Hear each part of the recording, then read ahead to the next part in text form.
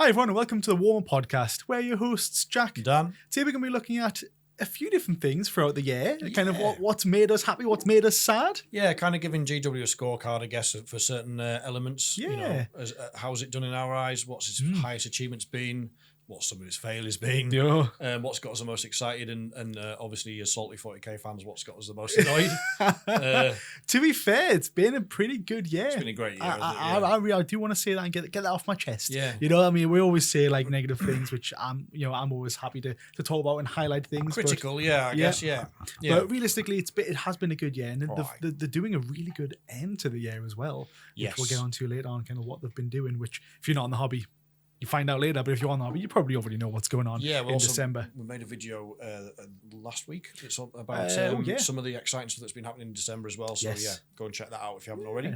Very good. But there's a few bits to talk about. We don't know how long we'll talk for the day, but we'll give it what it's worth. Yes, exactly. Yeah. And I think please do remember these are all just our opinions. Everything's subjective. So we would love to hear your opinions. Like, give us a comment about what you think about all of this as well.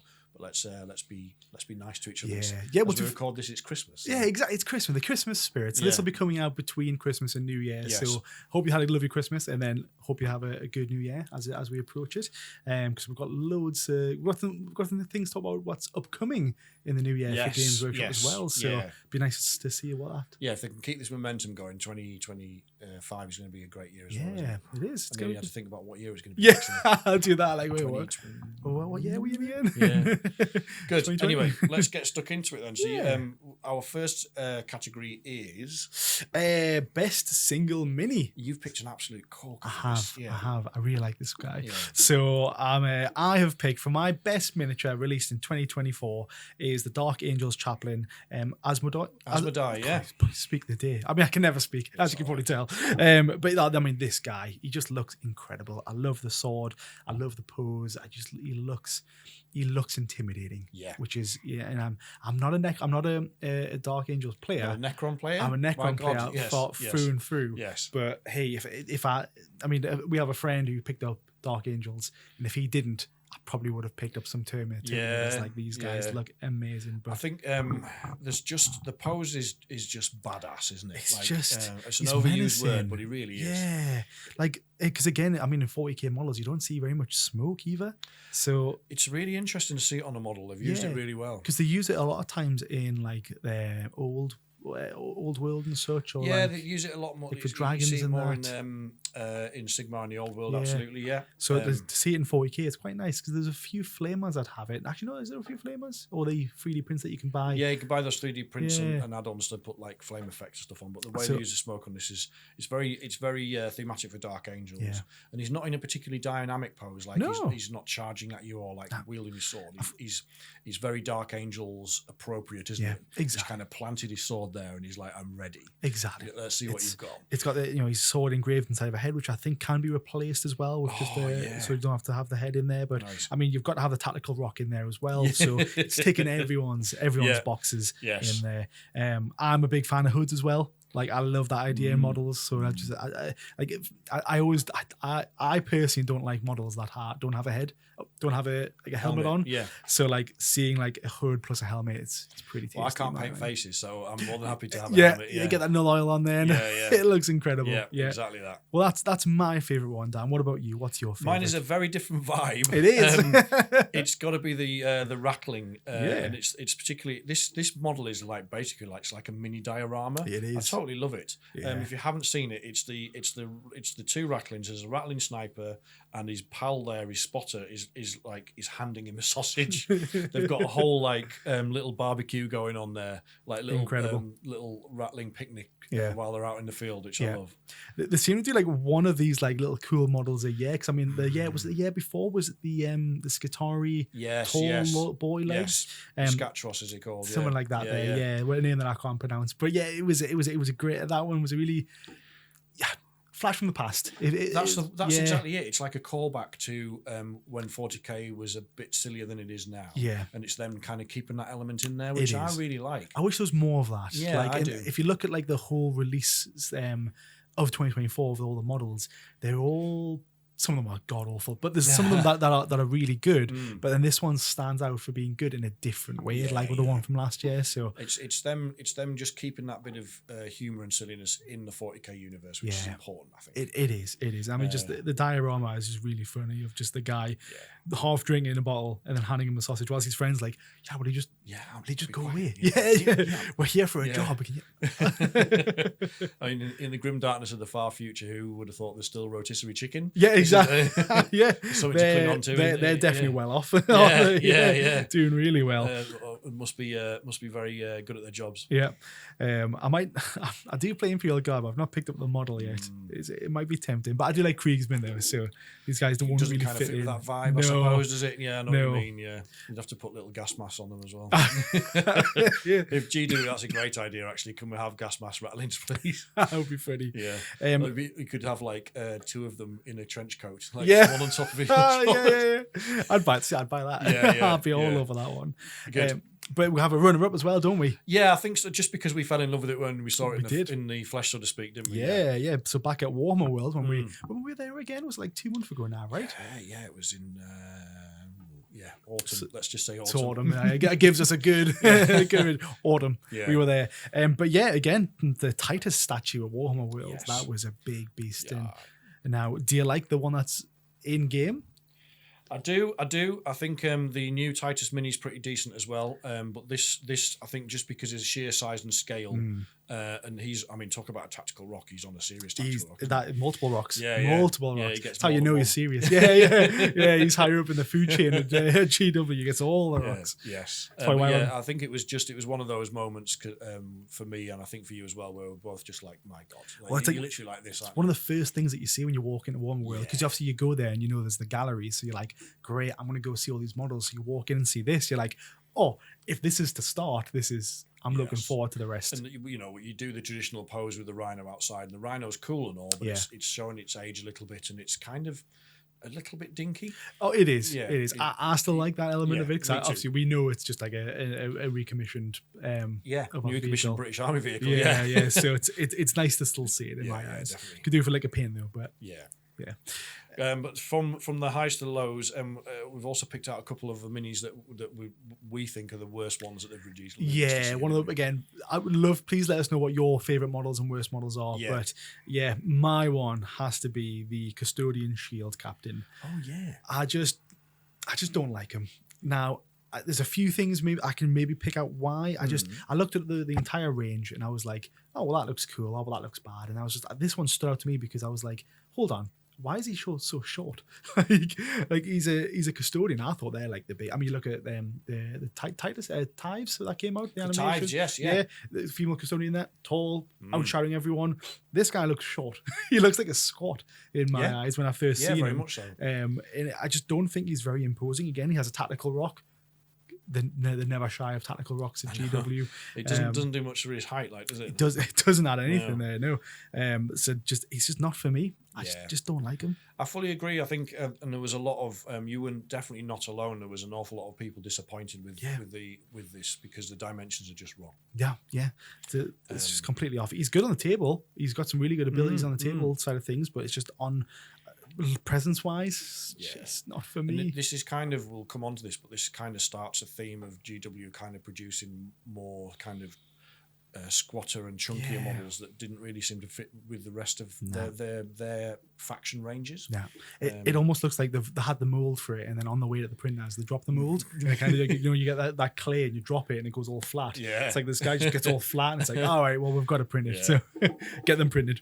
But that's my one. Good. What about your? I mean, to be fair, I did agree with yours a lot more than mine. But what is yours, Dan? Yeah, it's probably not a PC way to describe him, but it's Inquisitor Courtiers, which the internet dubbed Inquisitor Thunderthighs. Again, he's you nailed this when we were talking about this off camera. It's basically a downgrade from the old models. Massive downgrade from the last one. Like everyone was like I think everyone was pretty ecstatic or happy to hear that he's getting a refresh. Yes. And then for this to come out, I was like, what are you playing at? Yeah, and it's one of those cases where the old model had did a great job of telling the story and capturing the character of this Inquisitor, and the new one doesn't quite do it for me. Yeah, I do really like the fact that the bird is on a separate stand now. That bit I do like. It's like almost like a separate model to be like, I'm not associated with this guy. Like I don't want to be with this guy. He's flown off in disgust. yeah. I mean, more partly because I've got I collect Dark Eldar, and one of our units is the Beast Pack, and that has birds in it, razorwing flocks, and you can't buy them out of print. They're all resin models. Right, so I'm looking at this thinking, just buy 6 of these. Get rid of the Inquisitor and be like, I'll just have the birds. The bird model's pretty good, to be fair. The two-headed bird is a really nice model, And but, the Inquisitor, it's not the... this is all comparative. It's not the worst. Like, if somebody gave you it as a gift, I'm not going to melt it down or throw it in the bin. But it's the downgrade aspect, I think. Massive downgrade. And I get, like, he's going to have his face out being an Inquisitor and such, but he hasn't got a helmet, and there's no helmet in sight from that model. So, and he has no halo to protect his any halo force field. So any headshots. I mean, it was in... sorry to go on a little tangent here, but there was a part in the... there was some lore in the Burning of Prospero. Yes. Because obviously a lot of Space Wolves don't have their helmet on because it distracts their senses as like being wolves and such. But it was mentioned, I think it was mentioned, or it was some other thing that I read, but the 5000 Suns loved fighting the Space Wolves because they were just popping headshots left, right, and center because they didn't have any, obviously, shielding for the halos or didn't have the helmets on. So they were just like, well, what are they doing? Bolt round to the head, it was just one bolt round, and they were just like, well, this is easy. And they were at a massive disadvantage and still held them back for a long time. So little tangent. Always wear your helmets. Always wear a helmet. Exactly. And moving on from individual minis then, what about new units? Best new units? I feel like a new army's on the way, but you're talking yourself into it here, aren't you? I am. So my favourite unit is got to be the Inner Circle companions. So more Dark Angels. I just feel like these guys, it's probably because they had such good tie-in of a lore. Obviously, the Lion was kind of bringing back all the Fallen back into his ranks. So bringing these guys back in under the fold, giving them a new model range and kind of some really good poses and such. I just think it was a nice tie-in. It was a good, it all came together quite nicely for me. They just nailed the aesthetic of the new Dark Angels models. It's probably. Absolutely hats off to whoever was in charge of this range because they've done a brilliant job. They got some capes. I mean, one of them there doesn't have a helmet. I can forgive it because the other two do, but I also can't forgive it because he has a hood. Yes. We all know a hood does really well in D&D. It's got a good armor save on that one. But no, realistically, it's a good looking model range, tied in with some good lore. Overall, big ups for me, and I love the what's it called, the flag that they've got. Standard, it's really good. I like that. That's very it's very sort of gothic 40k. It is, and I love that sort of aesthetic. So how it should be. Thumbs up from my part. Really good range on that. I mean, anybody that has watched the podcast for the past few months will probably guess mine. But it's the new Mandrakes. I thought you were going to mention that one. Yeah. Obviously, I'm a Dark Eldar enjoyer when I'm not playing Necrons, and again, we were well overdue. Like the old resin Mandrakes were fine, but pricey to get a hold of back in the day, weren't they? Because obviously they were the resin, were they out of print? Out of print, Just so it was an absolute nightmare. They were going for about 40-50 quid a box because Dark Eldar players couldn't get them, and they were very good when 10th came out. It's crazy. But these ones they've just absolutely knocked it out of the park. They've captured the aesthetic of these guys, kind of come out of the shadows, and there's some real nice dynamism in the poses and that as well. Some really good stuff in that one. I'm very it's a kill team box, but you get 10 models for whatever it is, 40 quid odd. 35, 40 quid, something like that, that's two. I mean, you can take Mandrakes in units of 10, but you usually run them in 5s. Just for those secondaries? So if 40 quid for 10 models, I was like, have that.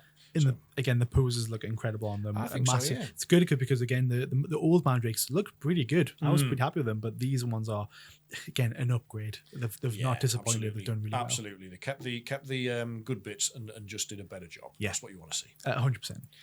And again, so we obviously started on a positive, but there's some units that we didn't enjoy quite as much. I think everyone will agree with the next one. But I mean, I'll let you say what it is. But you picked this one first. And when I was going through all the other units that were available in 2024, I first off noticed that there wasn't that big of a selection of units released this year. It's always been primarily single characters from what I've seen. Point, and there was a couple that was going to be my second pick, like some of the Kroot models. But I don't want to say Crude are like the worst ones out there, because I love the refresh that they got. Yeah, it's been well overdue, and the models do look good. It's just because they're becoming my second pick by default, because there just isn't that many released this year. I think so, and I think in fairness to GW, that probably speaks volumes. Is like, well, like you said, there wasn't as many units released as there was new characters, but most of those new units are pretty good. Yeah. This one isn't. This one is god awful bad. The internet had a meltdown about this, and in some degree, it was kind of justified. Oh, 1,000%. Yeah, we should be still raging right now. But go ahead, Dan. You want to see what without it is? further ado, it's a Sanguinary Guard. The new Sanguinary Guard. I mean, they used to look like beautiful angels of death, and they literally had their wings clipped, didn't they? Yeah. They're just these stubby little wings. things at the back, and then replaced with obviously like what was. I mean, I want to know who drew this and who approved this. Yeah. Like, come on, like they've completely lost it. If you look, I'll put like a side by side on screen, but the missing the wings, that was iconic. We mentioned it off camera before, but like some other models of the Necron range, where you look at a unit and you're like, oh, that unit is XYZ. It looks amazing. But you look at this unit and you could easily get confused with other units in the Dark Angel range. They just look a lot more kind of like vanilla jump pack Marines than they used to. They used to be, again, I don't want to size shame anybody, but this chunky aesthetic, like they were much more slender, angelic looking models. Faster. Yeah, and they've kind of beef them up a lot, and if you like that, that's fair enough. Sure, but I just don't think it's the right way to go for this unit. They've turned them into just a generic unit. Like you could take another Intercessor squad and just make them very similar to these guys. Yeah, I can kind of see the logic from competitive play side of things as to maybe the wings made it awkward to position them, and it was difficult for deep striking or things like that, because you might not be able to get them in a spot because of the wings, because you couldn't get them all as close together, all that kind of stuff. But we'll keep saying this, even though we play competitively as well as casually, the competitive scene is a tiny element in a massive hobby. So that shouldn't be dictating what my models look like. My theory is also that they've kind of took away, I mean, obviously the Meta Watch videos, they haven't been out in a very long time now. I really think that they're moving, they're trying to distance themselves from the competitive scene. That's interesting. I hadn't thought about that. Well, just because the last Age Slate, they didn't do a video, did they? No, they haven't been doing a video. I think they didn't do the one prior to that one either. Right, yeah. So it's kind of like, well, what are you doing? Because I really enjoyed watching it. It was pretty good to see the stats and almost give a reason behind the changes, but they're distancing themselves away from that. But the model range is still present in making it competitive. So you're right. They need to pick a lane, if I'm honest, and just stick with it. Like, I don't care which one they pick. I just like them to make a decision. Yeah, I think that's very true, and I think that's one of the things GW is often guilty of, is trying to be all things to all people. Yeah, can't do it. It's why debates range about is 40k serious or satire and all that kind of stuff, is because GW would say it's both. Give us your money, both of you. That's very true. And if the end game is to sell stuff, sell plastic, then you can understand why they do it, but it can be frustrating, can't it? It can, especially when it's just like they're on the fence. A lot of people would see that and be like, just pick a side, go down. But I mean, I'd forgotten about the Meta Watch videos to a certain, which is because I love them as well. Yeah, that was a rare example of GW kind of letting us behind the curtain and giving its reasoning for doing certain things, and that it's not been known for being a good communicator for a long time, and that did a lot to change that perception. It was. Now they've just gone back again. Just gone. Yeah. They might replace it with something else, but realistically, I'll just bring it back. Just bring it back. Or just dull it down a bit more. I don't know. Just there's plenty of different ways of doing it. Yes. In my mind, I do wonder if it's like kind of like the old sort of putting on the tin hat. I don't mean tin foil. I mean a tin hat as in an old army helmet. Like there's been, as the edition has progressed, there's been more criticism. Yeah. So when they were doing the Meta Watch videos, everybody was still quite positive towards 10th edition because it was quite new and we were keen to. It was relatively balanced as well. Yeah, very true. Whereas now we've got further into it, people are more like, well, this is not right. This is not right. Why have we done this? Yeah. So they just go, right, yeah. Doors closed again. Yeah. That's it. It's like, we're giving to you. They're like, you guys have ruined it. Yeah. Not us. We try to help you. This is why you can't have nice things. Yeah. Speaking of nice things, though, yes. The best reveal of the year. This was actually quite hotly contested. I could have picked a couple up. I could have picked a couple as well, but for me, I think I fell back on just kind of what made me smile. Yeah. Like, I remember watching this video and just running up to my lass and being like, Any range coming out Christmas time. Get my credit card. Where is it? So for me, my best reveal was a Death Corpse of Krieg. Yeah. I don't know why. I just loved the way they'd done it because it was more interactive. It was obviously on a live stream. It wasn't just like a video that they put on YouTube and like they do for most reveals. And I get they can't do this for most refreshers or reveals and such, but this one was a big one. It had loads of units that whilst they were going through the units, they were also giving a bit of lore behind each of them, which I really enjoyed, and that kind of got me engaged a lot more. And it got me a bit more excited to be like, oh, that sounds really interesting. I want to know more. So it's like, I kind of want to buy the codex to read more about these units and know what they do on the field. From as your like friend and a bystander, I suppose, like from my perspective, it's been really lovely to see the Krieg make you fall in love with Guard again. Because GW kind of done you dirty with the late codex in 9th edition and all that. Yeah, I was very much, I had all the tanks ready. That happened, and I was like, on the shelf. Like, I just not feeling happy for it. So seeing this range, it did like put a spark back in there to kind of get me going. That's the best of the hobby for me, is when GW does something like that reminds us or gives us that joy that we experienced as a kid when we were, getting into the hobby or enjoying it in the early stages. And sometimes it can be magical. The magic of Christmas. The magic of gas mask. Imperial Guard.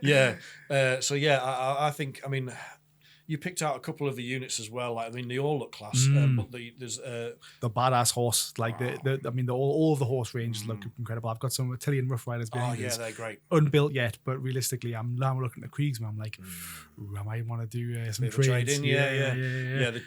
I love the. I've always loved the fact that the Krieg horses have basically got claws. Hooves. I like that. It's like it always catches a few people unawares when they pick the models up and they're like, oh, well, what's this? But I like the idea of the leader of on the horse. I forgot what the dude's called. But his horse, I love it. They mentioned it on the live stream where they said that when his horse falls in battle, he says, right, I want him back. And he's not asking, he's telling them, right, whatever's wrong with it, bring him back. So obviously all these hooves have been switched out with other animals and other parts of the body's been changed as well. So it's just quite nice to, I don't know, it's interesting. It's lovely lore. It's really good. It's one of those, it's like, again, that's kind of the GW leaning into a bit of the kind of quirky side of it. Not in a comedic way like the Rattlings, but it can. That's that grimdark element back again. So I'm a massive fan of that. My best reveal was actually, this will really surprise a lot of people, but it was the Eldar range refresh. That is funny for you because the amount of time, that's probably the nicest thing you've said about Eldar in a very long time. Yeah, it probably is, or ever. I mentioned this before, but I was, when Jez Goodwin launched the Aspect Warriors back when there were metal miniatures before you were born. Wow. Is that an insult at me or you? No, it's definitely an insult at me. But I absolutely fell in love with them and collected a lot of them. And see them come back. And this was, I know we've already said it, but this was the epitome of it for me, of them bringing the best of their traditions and then the best of their new sculpting abilities and merging it into something beautiful. I do have to agree. I feel like the creativity on those ones probably outshine the Kriegsman. I think Kriegsman for me is just best because I like the idea of these gas mask, endless, potentially clones kind of coming out. But again, as you say, the Eldar ones, I feel like the creativity's there. The posing is like, these guys are Eldar. Like, you can immediately tell these guys are who they are. Very much so. For me, they're very balanced. Like, you could have picked either of those. I'm not an Imperial Guard enjoyer either, but I absolutely love the Krieg reveal. That was GW doing a launch right. They did the whole thing perfect as far as I'm concerned. Like, couldn't have been better.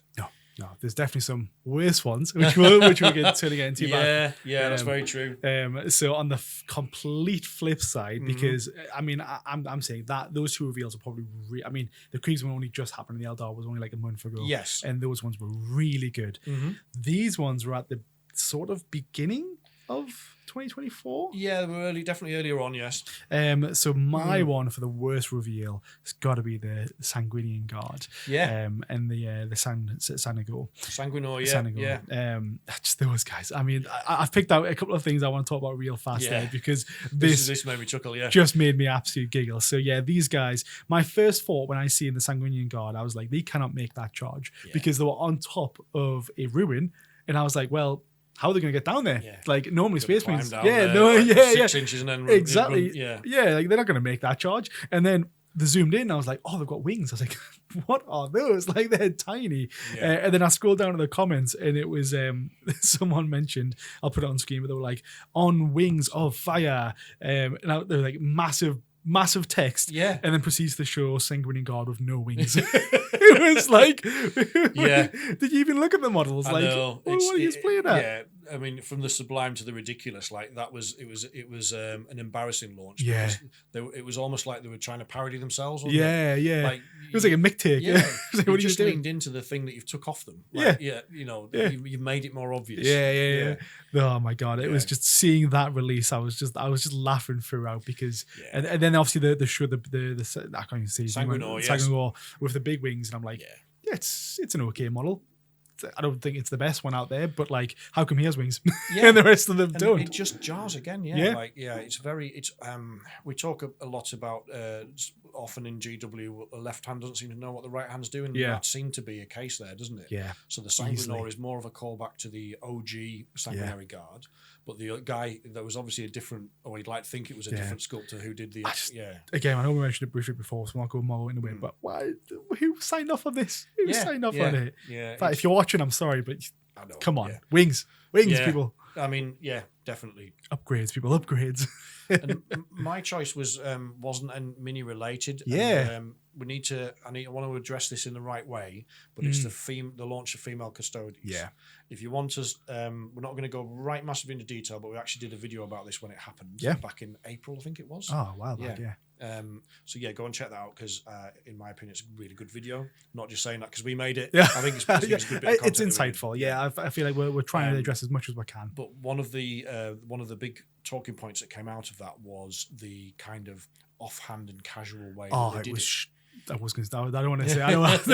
It was garbage. Like I think everyone's entitled to their opinion. Everyone's allowed to like the female custodians and not like it. Completely fine. I'm not even gonna.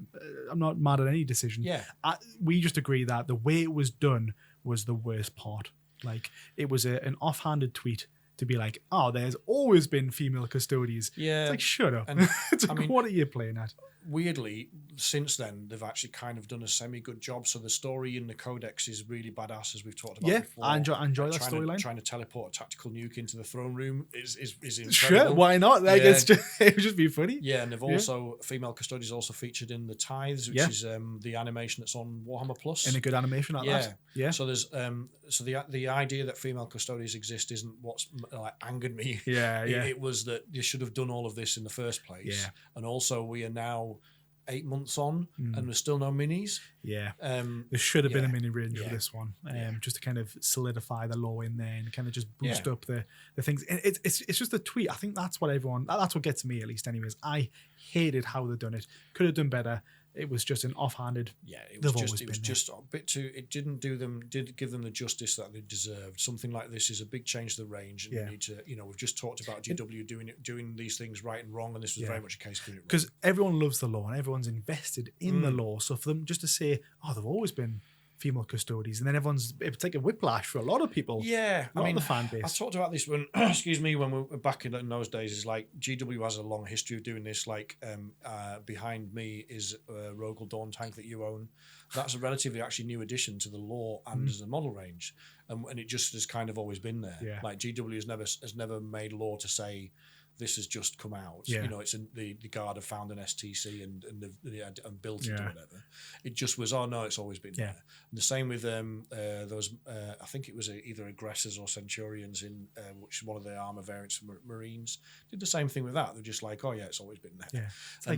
It's come on. Yeah. If you are if you're just a game like a competitive gamer and you just like putting units on the table, you don't care, that's fair enough. Sure. But for all of us who actually enjoy the lore, at least go to the trouble of a retcon. You know? Yeah. And like GW has never really, like I said, it's GW's opinion is, well, we've never done that, so we're not going to start now. But so but yeah, it was. It didn't go down well, and I think rightly so. Yeah, rightly so is the right way to say it. But moving on from that, back to minis again. GW has released an awful lot of box sets this year. Yeah. Most of which I think we could agree were pretty tasty. Yeah. And they've picked out a couple which we really liked here. Yeah. Now, for me, it's a bit of a strange one because I have a couple of Tau units. I don't have loads. They were very much from when I was younger. Younger Jack had some Tau in. And I'd seen the I think it was called the Retaliation. The Retaliation card raid. The Christmas box. Christmas box for Tau. I don't know why, just big mix. Excite me. I'm like, oh, that's cool. So for me, I don't know why, but yeah, I really like the just the Tau one. I think it's just big mix make us happy. Yeah. The very small range. I mean, again, if you're whacking all the drones, there's a few models in there. But if you get rid of all the drones, there's realistically only 3 or 4 models in that range, which is why I didn't really kind of jump on it when it was available. But realistically, it's a cool looking box. Got a lot of things in there that I really like. So that was my favorite one. We did a battle box video looking at the points per pound. Yeah, and maybe we kind of put ourselves off this one because the points per pound's pretty low. Yeah, on the Tau, wasn't it? It was one of the worst ones. Yeah, but if you are, for the sake, if you just want some cool models, they are cool models. Definitely, yeah. It's like one of the biggest ones in the Tau as well. So yeah, I think it's definitely worth a pickup if you're getting into Tau. It's just, again, for points per pound, just it wasn't there for someone who doesn't collect Tau to get. Like, if it was a much better points per pound, probably might have. Yeah. Because then one day I could potentially feel Tau, but realistically, I would have to buy a lot more Tau to get actual 2K point ready. I just wasn't for me. Unless you were just buying them to paint, then we've always got other things I've to paint. got too much more to paint. Don't look behind us. But that one, it did surprise us, but I think your reasoning is really valid. Like, they are cool models. They are just good looking models. Cool's subjective, and I know it's like it's fashionable in the 40k to sneer at Tau a bit. It is, yeah. But they are pretty cool. Yeah, it's good. What about yourself? It's an odd box, this one that you've picked, actually. Again, this one, and I think that's why it stuck out to me, because when this came out and I looked at it and I was like, that is really cool. Yeah. It's not a faction that I would ever think about collecting. Yeah. So if something can grab your imagination, even though it's not a faction that's on your list, I think that's what made it stand out. Yeah. And it's with no further ado, it is the Dread Talons Battle Force, which is one of the Chaos Space Marines. Chaos Space Marines, when they got their codex, got 2 Battle Force boxes. Greedy, honestly. Yes. How dare you? But I can see why you've picked it though. The variety in this box is there. You've got, I think there's no duplicates of any models in there.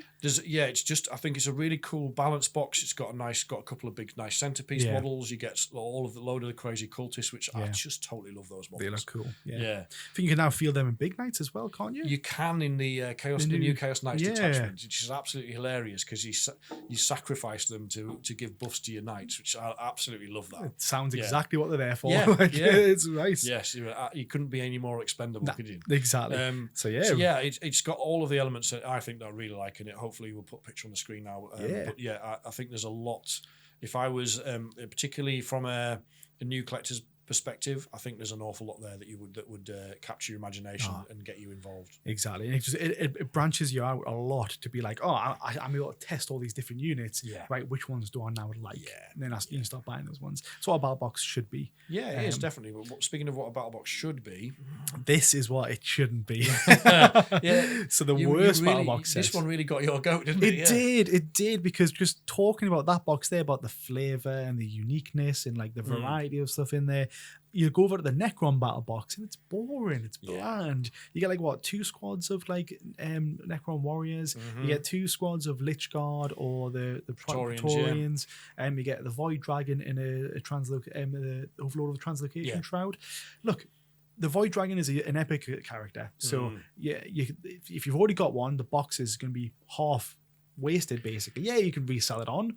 But you basically lost your discount. You've lost your discount there already. Warriors, every Necron player has warriors. So I would have much preferred that being switched out with some Immortals instead, because not a lot of people have Immortals, and they are very decent in this edition as well. You can very easily run 20 or 30. You'll see lists with 20 or 30 Immortals in them at the moment. Exactly. Now, the only good thing about the box is the Praetorians, because they've got a lot better recently with the points decrease, and obviously the Obedience Flanks getting better buffs and the Star Shadow Arsenal. But just half that box is just meh. The Translocation, the Overlord Translocation Shroud, sure, an okay model, decent, but worth the points? Nah, not really. I know. We've just done a video about him, a unit review, and he's okay in certain situations. Yeah. But it's this was.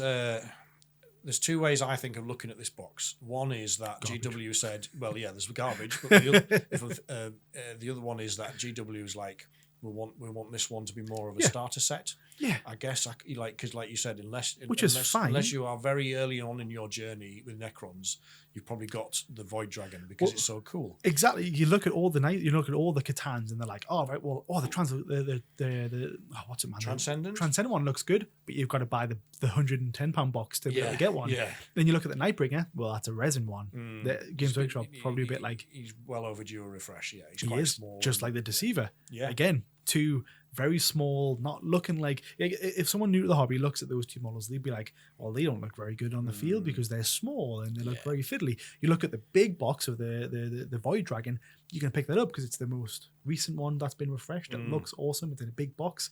So most Necron players new to the hobby will pick that one up as their first one. That's a good point. Yeah. So the box just doesn't make sense. Yeah. To me, at least, anyways. Well, the other one is how it makes sense, but it doesn't make sense to us as buyers. It makes sense to GW as sellers, which is for a good few years there was some valid accusations that what GW would do with these battle boxes is chuck in what they had in the warehouse. Well, you look at the battle box for Tyranids. We're getting rid of all the gaunts before they've done the refresh of that. Nasty. Yeah. Like I get why they've done it as a company to shift shelf space, but still naughty. Still naughty. And this one, out of all the we talked a little bit about this in the video review we did of the Battle Force boxes, but this was the one that felt like get rid of that tat. Yeah, you know. Yeah, absolutely. And I guess we're more hyper aware of it. Yeah. We're more hyper aware of it because we both play Necrons. Yeah. It was. So tell us if you think we're being cynical, but that's why it looks to us. That's just my thoughts. Over to you. Mine was the Sisters Christmas Battle Box, which we covered in detail in the video we did, but this is super niche. I just still couldn't get away with them throwing in two rhinos in a box. Yeah, like, come on. Your mind, didn't it? Like, come on. Why two? Like, put in a Predator or something. I'll put in like one of the other Sister Sororitas stuff. Yeah, I mean, it was it's definitely not something for a starter set. And unless you don't have those specific units, it's less of interest. Yeah, and that was one of the boxes which. Didn't sell particularly well. It didn't have it didn't have like a standout character. Like again, I know I'll just rip the crap out of the Necrons one, but the centerpiece is the Void Dragon.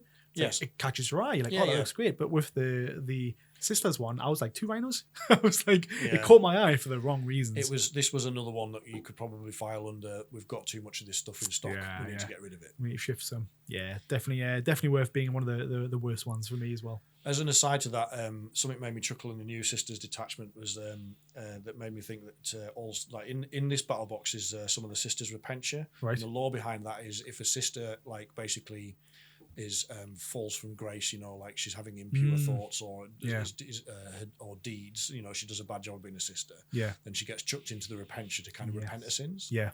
The new detachment, you use miracle dice and make a unit of sisters righteous. And I'm like, well, by default then, that means all sisters until that point are not righteous. So they all need to go into the repentia. Yeah. From now on, you can only field repentia. That's it. unless your units are righteous. Yeah. Make them battle line. That's interesting. That's interesting. Yeah. Speaking of that, other things that GW's got right this year, because as you mentioned right at the beginning, it's been a canny good year, hasn't it? I think they've done a really good job this year. I mean, again, some of the things I really, I know we're at the end, but the Grotmas calendar that they've been doing, it's just they didn't need to do it, and it was very nice to see. It's Christmas time. It gets us talking. At the end of the day, there's more content out there as well for the YouTubers, which is lovely. But for me, it's just the refresh of the game. We have to wait X amount of time for balanced data slates. Sometimes that can be a long time, especially if you get absolutely shafted in terms of like what rules you get. So this is nice to something to look forward to. Obviously, we've Necrons have had theirs already, but I've still got like my Imperial God. Exactly, it's amazing to play. So I think I've played it once or twice now already. So I've loved that element of it. I think that's a really good one, and I think again, people sometimes lose track of like. What makes it a good detachment? Is it that it has to be very strong competitively, or is it that it captures the flavour of your faction for casual games or narrative games? And 9 out of 10 of these fall into that second category. There's maybe the odd one which doesn't capture the flavour and is bad, like objectively bad, but mainly they've done a great job on these, I think. They have. I mean, the Warhammer 40k app as well. Again, I've sung its praises since it came out, but again, they've maintained it.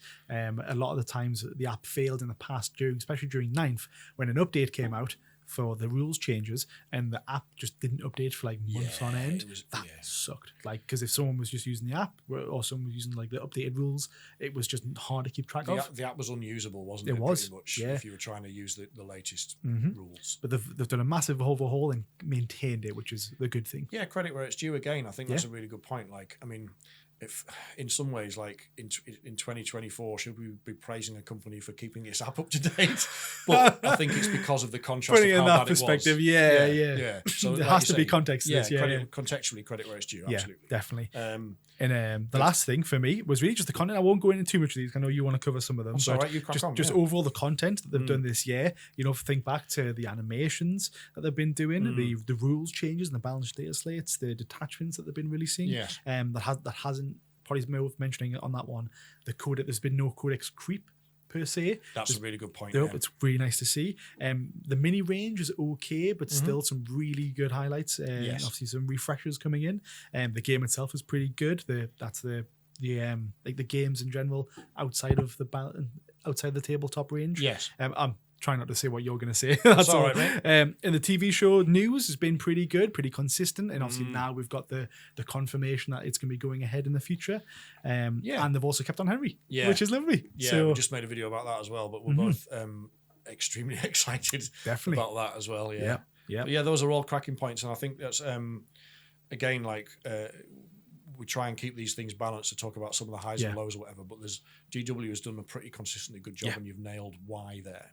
For me, at least, anyways. The name that you didn't want to mention there, which has obviously been a highlight, is Space Marine 2. Yeah. Which, while GW obviously didn't make the game, it's had a massive impact on there, and GW has obviously helped in terms of bringing that story to life. I just hope when they've made a successful game, I'm hoping they're like, oh, we should bring back more games.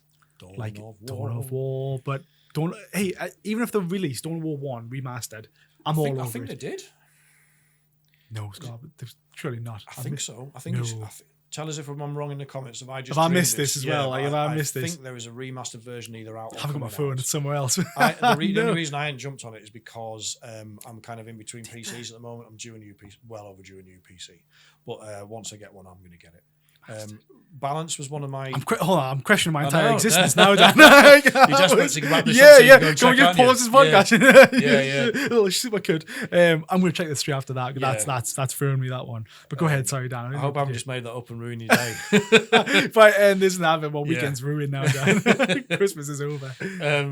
Balance. I think, like you talked about the game outside the actual game, but the game itself has been quite fun to play this year. Yeah. There's various people. Some people don't like some elements of it, and it's not perfect, but it's probably in a good place. I think so. There, yeah. And I think as much as we were skeptical about the Combat Patrol magazine and they absolutely fluffed the launch. Oh yeah, but that's out of GW's hands. It's a third party, but the magazine itself has been pretty good. Yeah, it's got consistent now. Yeah, it's people are really enjoying it, and it's got consistent. Good.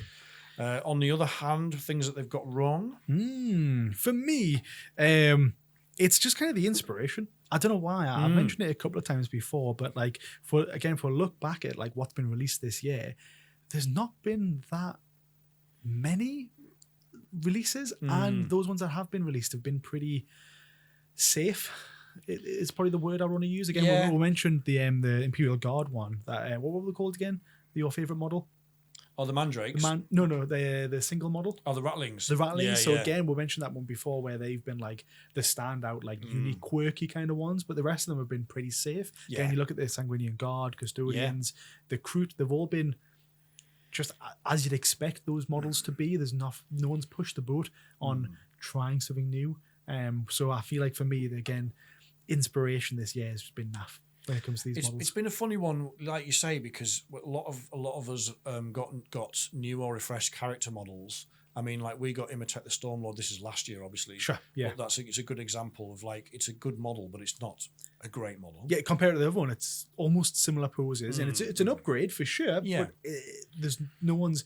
He's done the same pose. It's like, oh well, why not try something different? Yeah. Kind of thing. Yeah. Test the waters. But So they're going for safe. I fully agree with you. And you've got a really good comparison here because if you look at other elements of the Warhammer franchise. Dragons and such like that, like the way they're posed and such, and just all the other. I mean, I loved watching the reveals, but then when I seen some of the old world and all that sort of stuff, I was like, God, why does their models look better than ours? Like there's like a skeleton chariot being made and such with skeleton dogs. I'm like, this looks so much better. Yeah. There's when they do those live reveals, and that's when you know, because we don't play those games. That's when you get the contrast, isn't it? Yeah. It's like, oh, here's a really good model, but here's a Space Marine. Oh, but they've got 6 weapon choices. Yeah, so, another Space Marine. Yeah. There you go. Oh, this one has a helmet. It's like, I think so. I think there has been. I mean, the Lion is a decent model, but there's very, very few. I mean, the rumors are very much that they're going to be bringing more Primarchs back. Yeah. Let's see what they do with those. Yes. But if they bring more Primarchs back, they've got. I think we need some more centerpieces for some of the other factions as well, don't we? That is another thing there. Yeah, it's something I want to see some more centerpieces. There's nothing big that's came out this year. Again, Lion, I think it was last year. Yes, I think it might have been. Yeah. So there's been no centerpieces this year that's been standout. Shame it was either last year or early this year. I can't remember, but either way, you were spot on. Yep. What about yourself? I think the way they did Death Watch so dirty, it comes back to that kind of offhandedness again. Like they just were like, well, you're no longer a faction. You're going to be. We're just wrapping you into the Inquisitors. Yeah. And then there was and to be fair, they did listen and they've now brought them back, haven't they? As a detachment there, yeah. But again, they definitely got that wrong and they've fixed it, kind of. But I mean, it's still good enough. I think that's it. You've got to. If you do make a mistake as an entity like that, then the quicker you sort it, the better. And they have done that, so fair enough. Yeah. I think the pivot rule I still hate. Yeah, I've seen that. I agree with that one. It's just extra admin, and it didn't. I didn't see why it needed it. Yeah. Probably again the competitive scene. Probably again, it's coming down to it's something to do with the competitive scene again. It makes the game. It disrupts the flow of the game. Yeah. Anything that does that is not good in my opinion. Yep. And the third and final one I wanted to mention was I was very disappointed in the break in the Codex release schedules. Yeah, they've ruined that. They'd had this fantastic train of release coming out and got us all really excited and used to that kind of rhythm. Yeah. And then they went, we're not doing any more for the rest of the year, pretty much. Yeah, and it was kind of like that sucks because then that goes down in my mind again. We've mentioned before about the Imperial Guard being released so close to the end of 10th and then into 11th. It's like you're gonna lose out. You're gonna spend all that money and it's gonna get lost. Like, what's the point of buying it? I mean, the Imperial Guard one obviously was not the end. They've done that. They've made sure that one wasn't near the end this time, which is good. But there will be. It's going to be some faction. Yeah, that's exactly my point. Yeah, and I think it might be mine. I think it might be Dark Eldar. Yeah, because we're not a particularly well played faction. We've got quite a small model range. I think they're going to do us dirty in this edition. I'm hoping that means that we might get a range refresh in 11th edition. Yeah. I'm massively clutching at straws here, right? But we know we talked about the Primarchs coming back. So one of the Primarchs that there's rumours might come back. The next one's I would almost put money on the next one being Lehman Russ, right? Yeah. So forget about him. But in 11th, let's assume the one after that is Jagatai Khan from the White Scars. Yeah.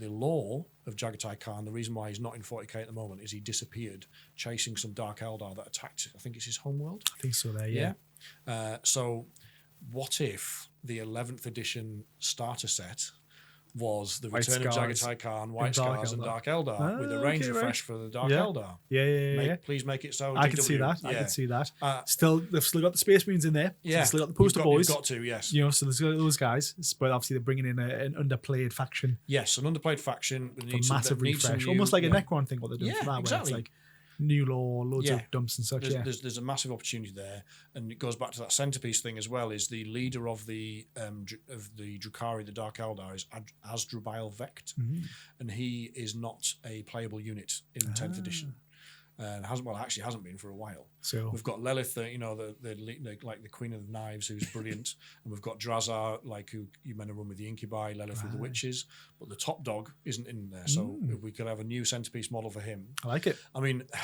for those of you who are older fans, you'll know why he's not in it. Is because the old model Vect was like flying around on basically a pleasure boat with naked ladies on it. Bring it back.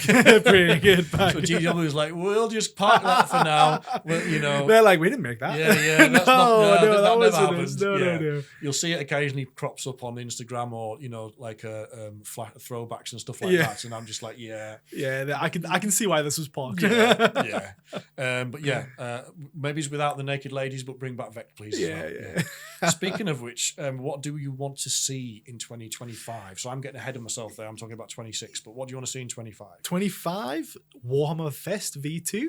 Oh, mate, yes, that'd be class. Like, I mean, look, I know we pooped on it, and rightly so. It was bad, but I like that stuff. I like getting people together. Yeah. I mean, we went for the tournament. That was our first GT that we went to. So it's kind of like, I think for us, it's like a nice memory. So it'd be nice for it to bring back and just better, less queues, more things to do, more stalls, more venues and all that sort of stuff. There's an appetite for it. You look at things like UK Games Expo and stuff like that. There is just look at the fact that of how many people turned up to Warhammer Fest. There's a massive appetite for it. You're right. Yeah. And while it did get slated, I mean, it was one of the first videos I think that we made and go back and look at our it was. Yeah, and we actually had a really good time. I did. There was elements that were wrong, and we talked about those. Oh yeah, for sure. Like the security guard trying to close out for shoplifting was it was like hilarious. It's like they're just the worst security guard where he's like he's missing all the thieves and he's just getting me. I'm like, I'm just trying to go under a bollard. Leave us alone. I know. But I definitely would.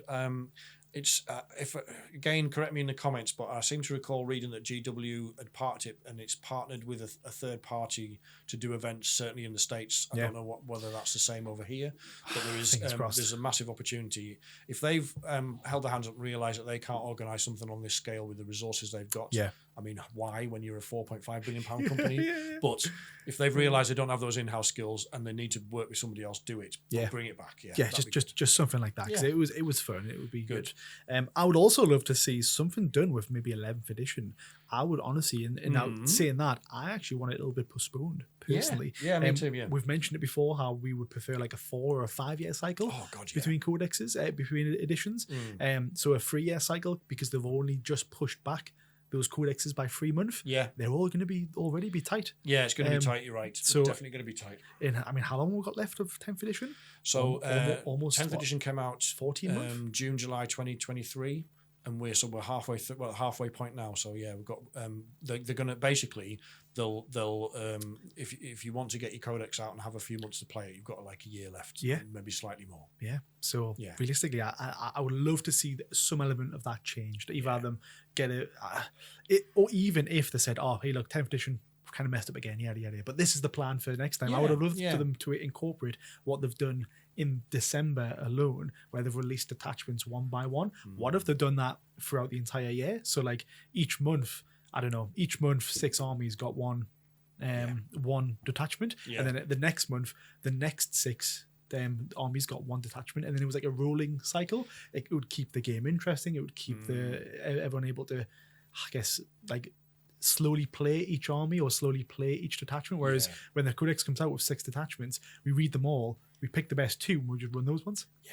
Whereas if you release them individually, you might plan better or buy more models for that particular detachment. I don't know. Yeah, I think that's a really good point in terms of GW looking at it from sales perspective. Yeah. Is it would probably boost sales because it would also give them more time to make sure those detachments were balanced so that they were all playable at any level, whether it was narrative or casual or competitive. Yeah, and we've mentioned it before, and you've mentioned the point where like it doesn't matter if and when a new model's released because we're going to be buying it regardless. Yeah. So they don't need to do this big launch of these like this whole refresh. I mean, obviously we love whole refreshes, but you don't need to combo the whole refresh with new rules. You can do them separately or you can do them in stages because we're going to buy them regardless.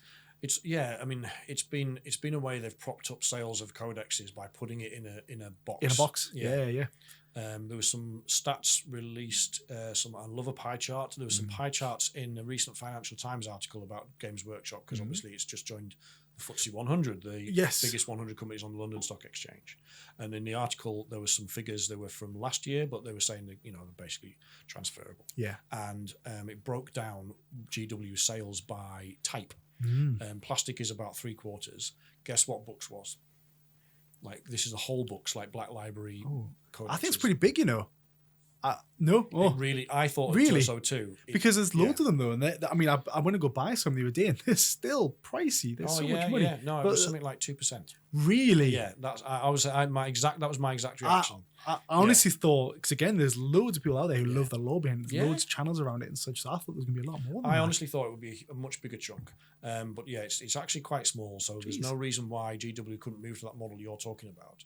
If somebody still wanted to buy a codex that was for the just for a collector's item, then you would. I probably would. Mm-hmm. But then if you just move to a detachment digital model, that would work much better. Again, there because they want to sell the codexes. It's so ingrained in Warhammer. It's just an old way of doing business. Isn't it? It is, and then they're just trying to latch on to it still, but they just need to refresh that. Yeah, they completely. But they've also had the fact that they're having this break indicates that there is a problem.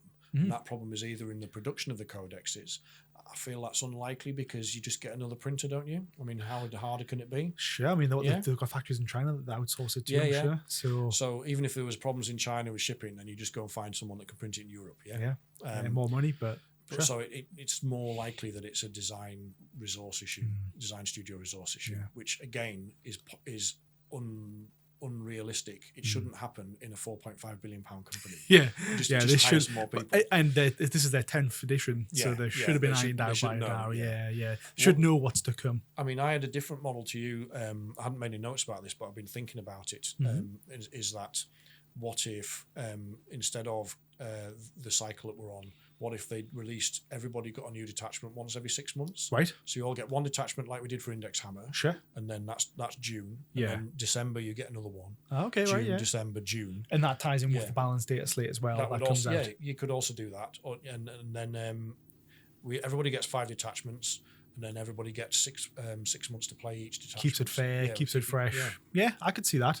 I still think it's possible. It's worth putting on the table. But I really like your idea of doing some every month because that would just be so much. Mine would be harder. Yours would be more manageable as a company to get stuff out. And again, they could then also tie that in still with some releases of models and such. Right, so it's like all one lump sum. So I actually quite like yours more than mine now. Well, I like yours. Yeah, we go. We'll swap. But I think honestly, there's definitely an appetite of change. Yeah. And I think they're stuck in this way because they're a big company. Big companies are hard to change. Yeah. If they were a smaller company, they probably would try something new, but I don't see them moving to what we've mentioned. No, you're right. I mean, you look at a lot of the smaller companies like Parabellum Games that does Conquest, digital rules online free. Trench Crusade that's just done its very successful Kickstarter, digital rules online free. There is a rule book you can buy, which has got some amazing artwork in it, and people are buying it. But you don't have to. No. And the option draws more people in because they're like, I don't need this space. I'd rather have a digital one. It's just makes so much more sense. We did a in this digital video about age. quitting 40k, why people are quitting, and one of the things we made the video a few weeks ago, and people are still commenting on it. And one of the repeated comments is just the sheer weight of things that you've got to buy. And this just removes some of those barriers. Exactly, and all that boils down to was money. Like it's expensive. That's what it is. So something different is needed. But I think I hope we didn't go off on too much of a tangent there. But that was really interesting. I think GW needs to hire you to write its 11th edition. I can't spell or say anything, but I can definitely plan stuff. Yeah. I can be the creative guy. I can be the ideas man. Yeah, you get someone else who... Honestly, just give me a model and I'll be like, I'll make it better. It needs more wings. Put the wings back on. Where are the wings? That's it. More wings, damn it. GW creative consultant. More wings. Yeah. That's a grand. Yeah. Exactly. I'll be on board with that. Good.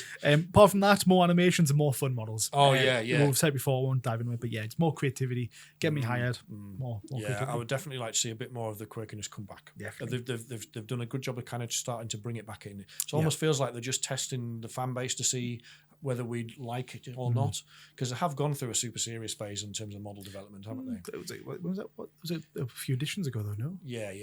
But it's the quirkiness is coming back. It's good. Definitely. Good. Hey, snap. Yeah. Well, over to you. I've only got a couple that you haven't already mentioned, really. The first one is a Dark Eldar Codex and a range refresh, but we're not going to get that next year. I think I'm going to get my Codex last, and I'm going to cry on here about it at length. At length. So there'll be at least yourselves. 3 videos. Yeah. Part 1 to 3. It's going to be a 3-hour. Yeah.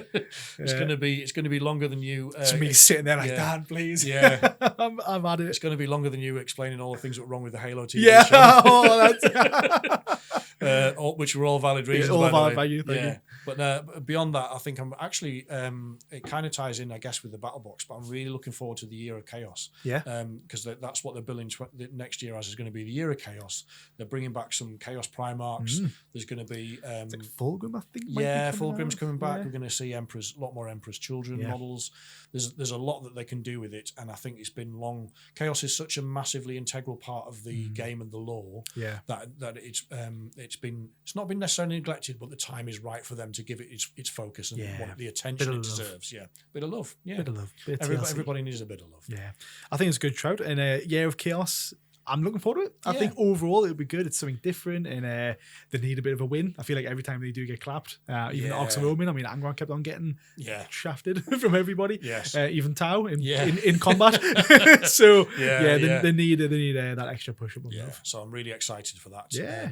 It's going to be as part of that. It's going to be really interesting to see what happens with demons because there's been some talk. There's an awful lot of anxiety among demon players at the moment. There's like it's definitely split like the Necron community. They're literally like, oh, we're not getting anything, or we're getting loads. Who knows? But I think it's going to be great. While there's been some criticism thrown at GW rightly, they started the year fairly strongly. They've ended it really strongly, like probably the strongest ending to a year I can remember.